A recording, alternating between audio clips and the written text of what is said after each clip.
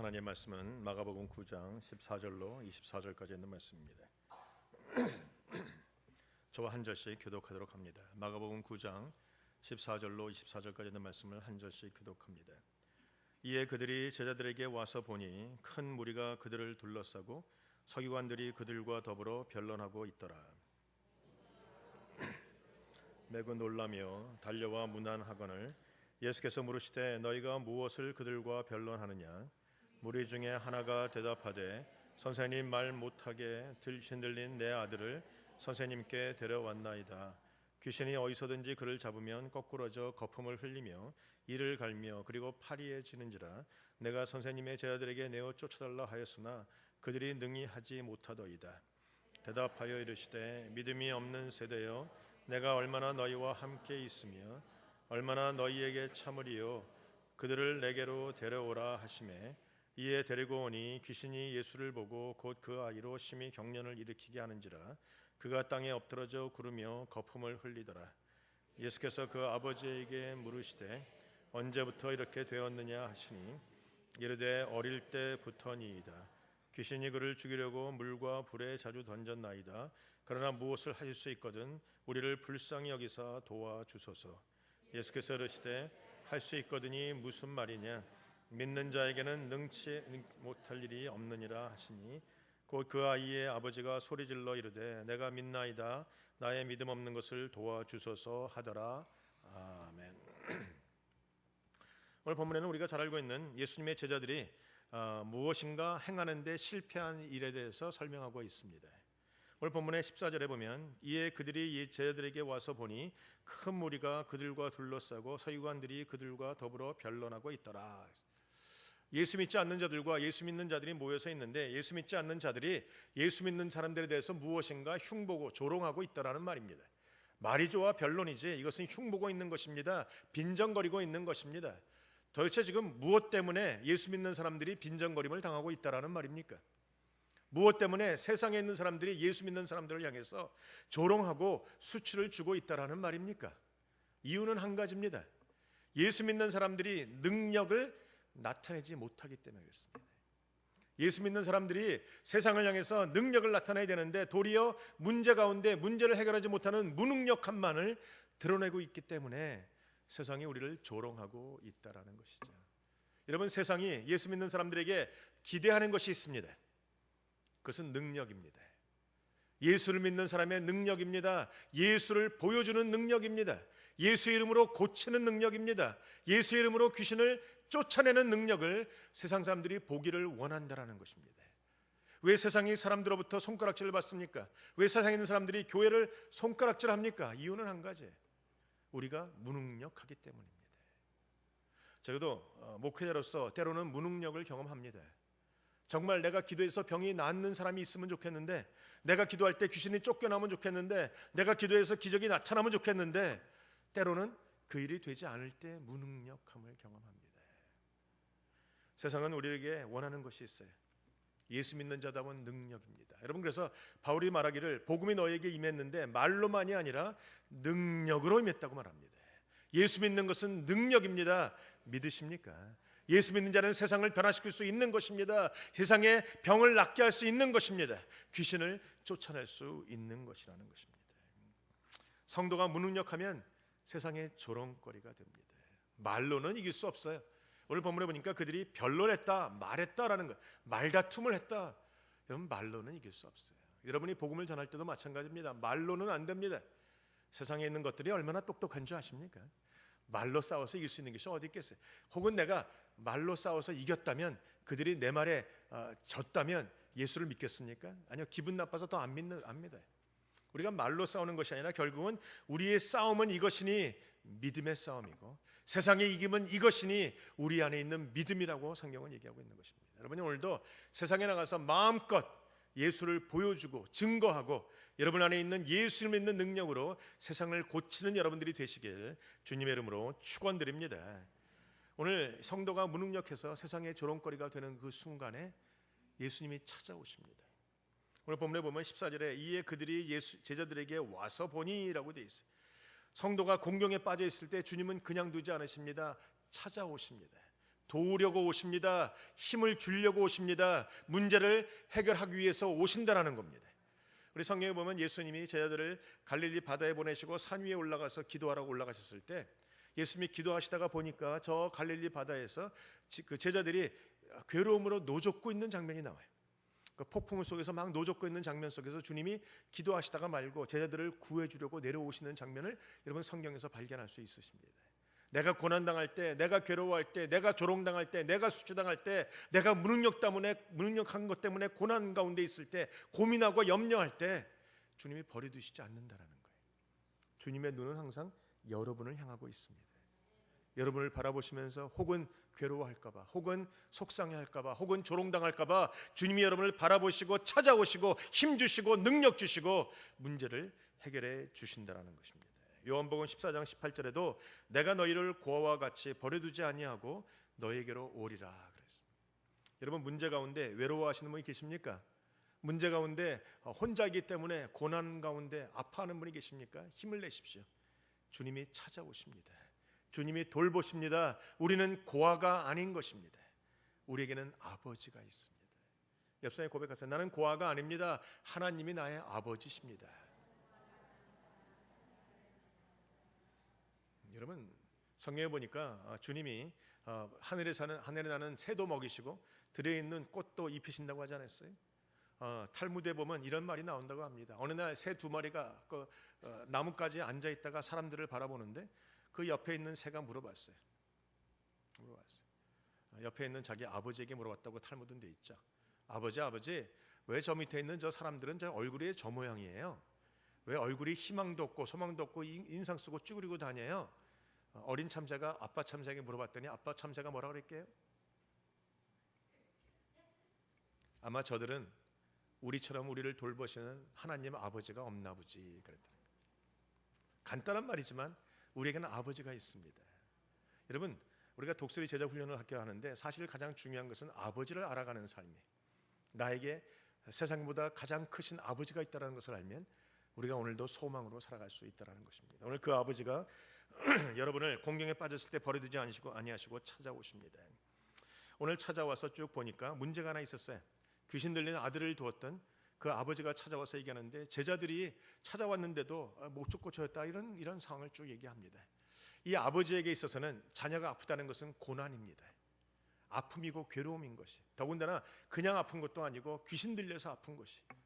여러분 고난 가운데 있을 때 우리가 고난의 이유들을 알아야 됩니다. 어떤 고난은 내가 잘 관리하지 못해서 오는 고난이 분명히 있어요. 저녁 때 밥을 잔뜩 먹고 배 내놓고 자면 그 다음날 설사하는 것 이건 내가 돌보지 못해서 하는 고난이고 그러나 어떤 고난은 영적인 문제 때문에 오는 고난이 분명히 있습니다.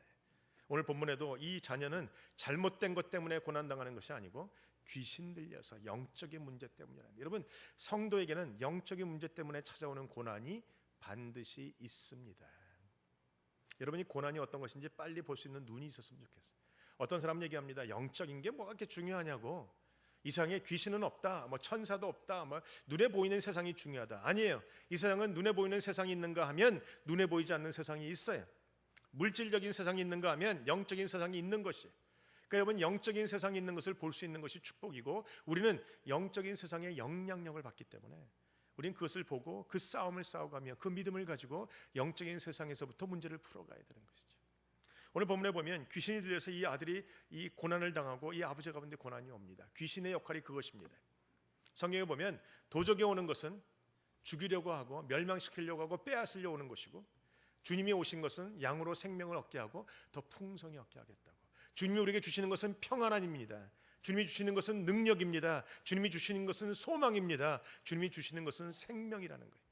그러나 귀신, 사단들은 우리의 무엇인가 우리를 빼앗고 우리를 멸망시키고 죽이려고 하는 일들이 있어요. 그러니까 여러분이 인생에 무엇인가 자꾸 없어지고 자꾸 빼앗기고 자꾸 문제가 생기면 이거 사단이 지금 무엇인가 하고 있구나 하는 것을 알고 계셔야 돼요. 오늘 고난이 영적인 영향 때문에 왔습니다. 영적인 영향 때문에 온 고난은 해결하는 방법은 한 가지밖에 없어요. 주님께 가면 됩니다. 오늘 주님이 고난당하는 이 아버지에게 얘기했죠. 그를 내게로 데려오라. 여러분이 우리가 풀 수 없는 모든 문제 가운데 문제를 풀 수 있는 방법이 하나 있다면 주님께 가는 거예요. 사람에게는 안 돼요.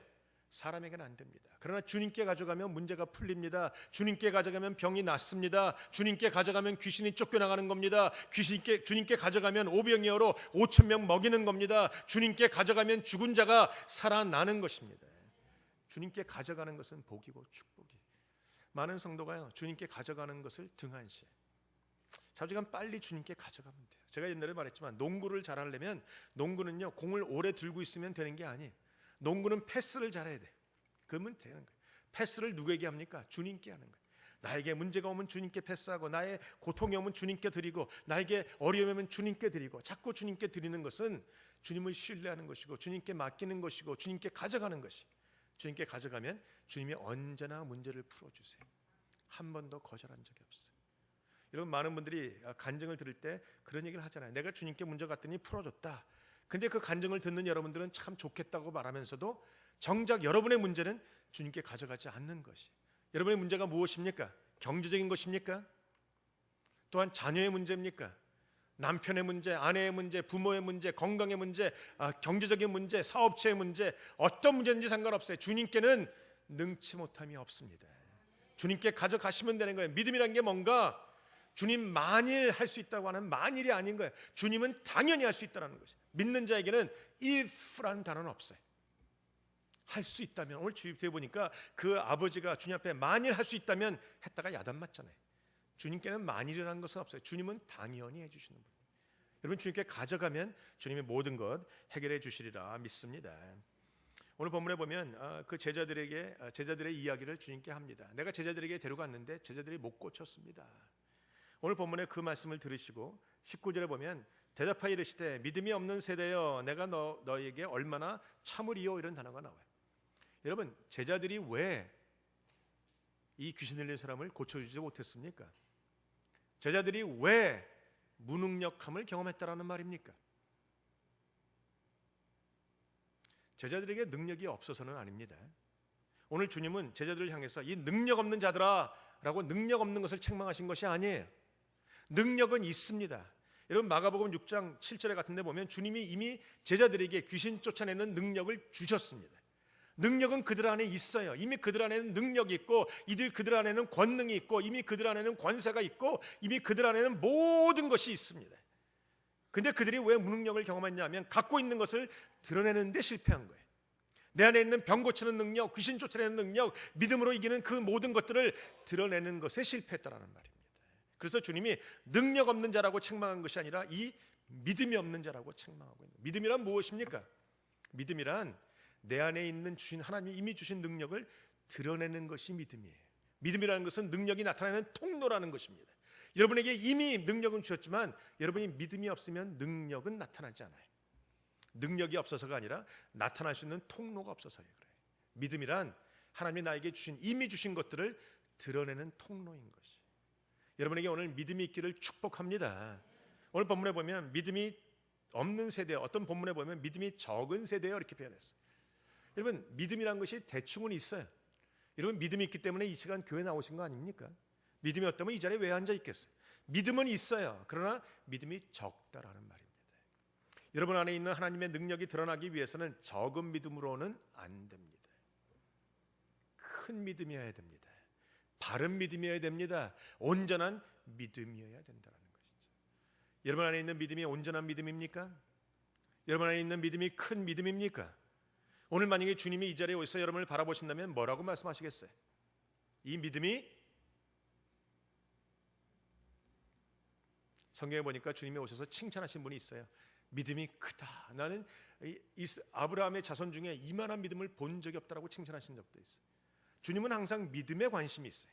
주님은요, 여러분이 병이 들었는지 병이 안 들었는지, 여러분이 가난한지 부자인지, 여러분이 어떤 문제가 있는지 없는지에 별로 관심 있는 게 아니에요. 왜냐하면 주님은 이미 여러분에게 능력을 주셔서 여러분들이 그 능력을 가지고 병을 낫게 하고 귀신을 쫓아내게 하고 문제를 풀어가고 오병이어로 5천 명을 먹이는 능력은 이미 주셨기 때문에 문제가 있느냐 없느냐에 관심이 없단 말이에요. 그 문제는 여러분이 풀 수 있는 문제라는 말이죠. 그러나 주님의 관심은 그 문제를 풀 수 있는 능력을 드러내는 믿음이 있느냐 없느냐에 관심이 있어요.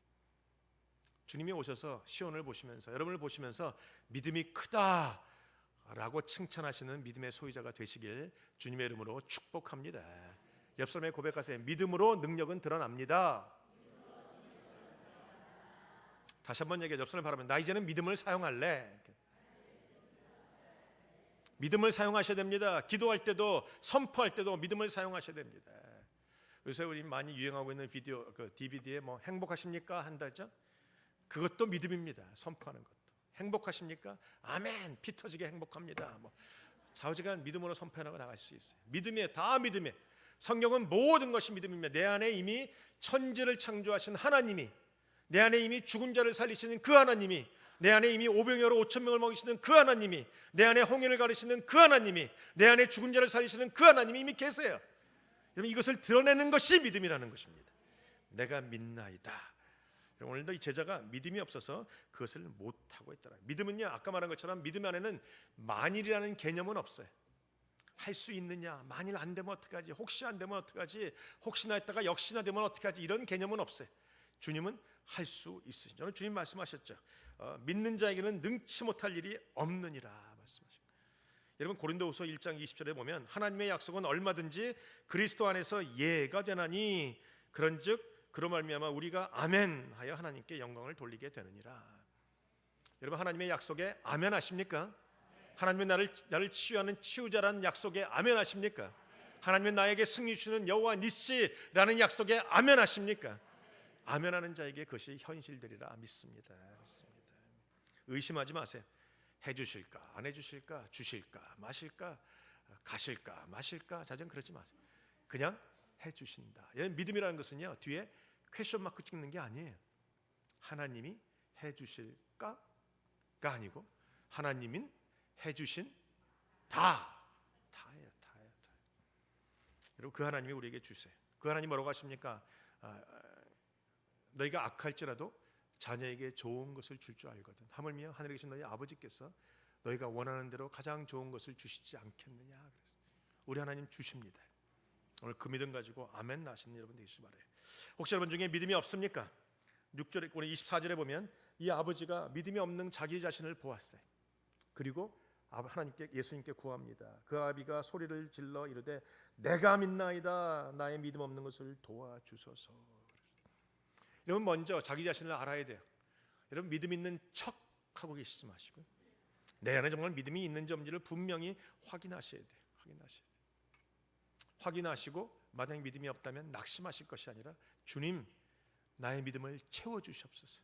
주님, 나에게 큰 믿음 주시옵소서. 나에게 내 아들 놓고 기도할 때 병이 낫는 믿음 주시옵소서. 나에게 내 남편 놓고 기도할 때 남편이 변화되는 믿음 주시옵소서. 나에게 오늘 사업체에 승리하는 믿음 주시옵소서. 나에게 귀신 쫓아내는 믿음 주시옵소서. 나에게 문제를 풀 수 있는 믿음 주시옵소서. 믿음을 달라고 기도하면 주님 믿음 주십니다. 믿음을 왜 안 주시겠어요? 그 좋은 것, 그 귀한 것 왜 안 주시겠냐는 것이죠. 믿음을 구하는 자에게 주님 결코 그 기도를 멸시하지 않으십니다. 믿음을 구하십시오. 주님이 믿음을 주실 것입니다. 오늘 믿음으로 여러분 안에 있는 능력은 드러날 것이에요. 내 안에 능력은 있어야 능력이 드러나는 통로는 믿음이라고 말씀을 드렸어요. 그런데 오늘 본문에 보니까 믿음 말고 또 하나의 통로가 있습니다. 오늘 본문에 보면 29절에 29절에 이르시되 기도 외에 다른 곳으로는 이런 종류가 나갈 수 없느니라. 그랬어요. 믿음으로 내 안에 있는 하나님의 능력이 드러남과 동시에 또한 기도로 그것이 드러난다는 것이죠. 그래서 믿음과 기도는 같이 가는 거예요. 믿음이 있는데 기도 안 하는 사람은 믿음이 없는 거예요. 기도하는데 믿음이 없는 사람은 그 기도가 헛것이에요. 그러니까 믿음으로 기도하고 기도했으면 또 믿고, 우리에게는요 성도에게는 두 날개가 있는데 그 날개가 믿음과 기도라는 거예요.